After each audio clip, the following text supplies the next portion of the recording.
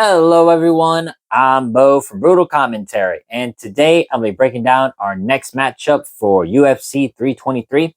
In this one, we have Mansur Abdul-Malik taking on Antonio Trócoli. You essentially have two very different career trajectories, two very different styles.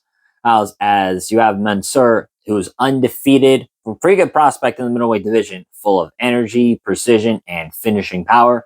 On the other side, you got Trócoli, who, if you want to call a veteran, that's pretty generous. I mean, granted, he does have more fights than Mansur Abdul-Malik.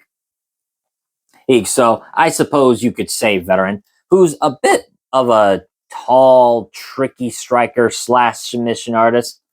Is either way, you basically have an undefeated prospect in Mansur, who is slowly but surely rising up the ranks of middleweight, and it's basically given each assignment with one clear goal in mind right now, where as he is as a prospect, smash and destroy his opposition. And while the betting lines sure include this, because he is a 12-1 favorite in this fight, you never know in MMA. And Antonio Trócoli has the potential. I'm just saying he might to pull off a major upset. But without further ado, before I break down the styles, let's just look at their records real quick. Trócoli currently in the UFC is 0-2. Now, he did take the shower bullet fight on very, very short notice, but he absolutely did nothing in that fight, and he kind of looked like a one testing dummy. And then in his most recent fight, which was last November, he got submitted by Tresean Gore via standing guillotine. Now, I know these two were actually supposed to fight back in February, but Trócoli had to pull out. Meanwhile, for Mansur, besides, he's currently 2-0-1 in the UFC. He destroyed Dusko Todorovic. I take it back. He had some trouble early against Nick Klein, but then got the fight back from him and smashed him against the cage. And then most recently, he lost. I don't know why I keep saying lost. He fought to a draw against Cody Brundage in a fight where they were kind of 1-1 going into the third round. Mansur accidentally headbutts Brundage, and at first it was scored as a technical decision loss for Brundage until the Georgia Athletic Commission, who, by the way, I think made the right call, changed the fight into a draw. So, or actually technically majority draw, because one of their judges, I think, gave Mansur rounds 1 and 2. Either way, he's currently off a draw, but still undefeated, 8-1 all in all, so 9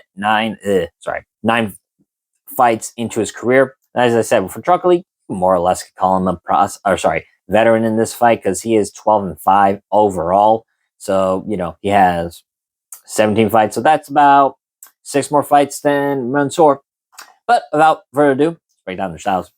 So looking at Mansur, what you see first is just confidence built on solid fundamentals. He's pretty big for the weight class. He's 6'2", with a 79.5-inch reach.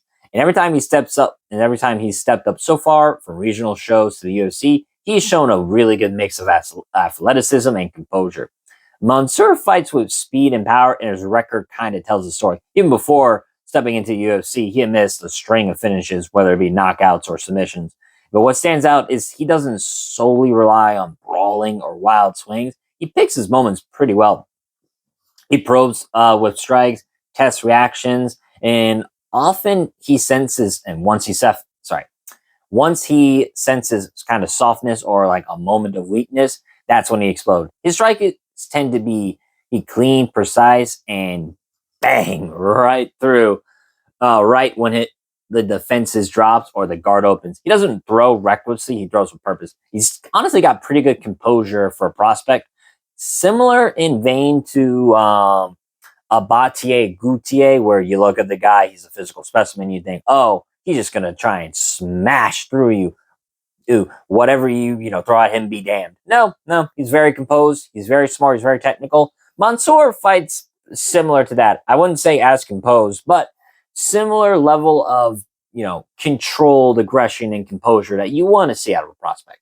On the ground or in the clinch, he's shown wrestling, grappling pedigree too. And before MMA, he wrestled in college at a pretty high level. Wrestling has given him tools to scramble, good takedown defense, and ground game. You saw with Nick Klein, who's a pretty good back taker. And because of his hybrid background, his striking power and grappling awareness, he isn't a one-dimensional threat. He can finish fights early and capable of surviving adversity. The most adversity I've seen him take, though, so far was that spinning back fist from Nick Klein that did have him wobbled for a second. But like I said, he got the fight back from Nick Klein's grasp. And what else? And honestly, he's very good at adjusting mid-fight and using skill rather than just brute force. So what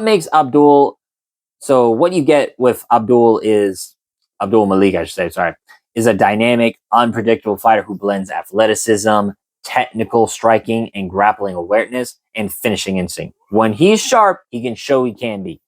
He's a dangerous problem for these middleweights. I mean, you look at, say, his debut against Tusko Todorovic, he fucking smashed him into the ground like it did not matter. Like I said, when he's on point, he can honestly bury most of these people in the fucking dirt. He is that strong and he's that good. He can just smash. Now, looking at Anton Trócoli, Trócoli represents a more traditional striker / submission capable veteran mold. He's big for middleweight. I mean, he's 6'5", so yeah, he's pretty big for the weight class.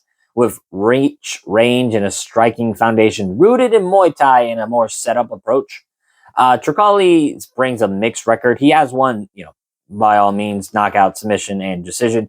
He's not a one-trick pony, but I would say his submission game is probably better than his striking game for sure.